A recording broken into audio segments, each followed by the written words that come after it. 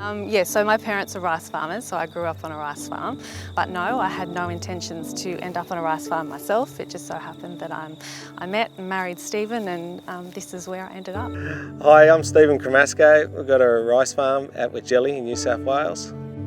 So it's a mixed farm that we run here. We grow prime lambs, and then we also got the winter cropping side of it where we'll grow wheat, barley, canola, and then in summer crop we majority grow rice. Just depending on what's available and prices, we'll adapt to what we need to. So it would have been back in about 1999. I started growing rice on my parents' farm. In 2006, we purchased our first farm. So it's been just on 14 years we've been growing rice. There's definitely been a large swing towards sustainability. That's so much so is that the whole way we approach a rice crop now, 6 months before we start planting a rice crop, has changed. Once before that wasn't so much an issue, but now we're trying to maximise rainfall, store moisture, and even the way we're not inundating paddocks with water probably now until about 2 months after they've been sown, which that's creating a lot of water savings. So it's changed in the last 15 years growing rice since we first got married and moved here. I think there are definitely more challenges now than what there were, and definitely drought being one of them. Water security, those type of things. We need to be able to grow more tonnes with less water.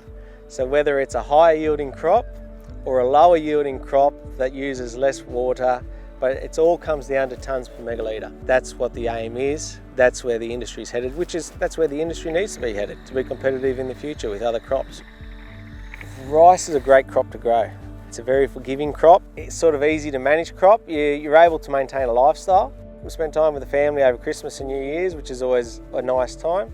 It's got a very sensitive period, probably in the first 8 weeks of its life. And once you can get past that sort of stage, well then it's very forgiving and doesn't require a lot of time to maintain it. Definitely, I think rice farming is an awesome lifestyle. We have a great farm here at Wajelli.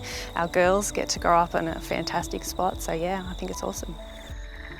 I've been involved in the rice industry my whole life, and I have always found it to be inclusive. I mean, the older farming families are happy to pass along their knowledge and their advice to the younger ones, and it's great to see some really young farmers also getting out there and having a go in different ways as well. So it is inclusive, everyone sort of shares knowledge. I know the guys are involved in a WhatsApp where they pass on information to each other. It definitely is inclusive and something that's welcoming, I suppose, to people who want to give it a go for the first time.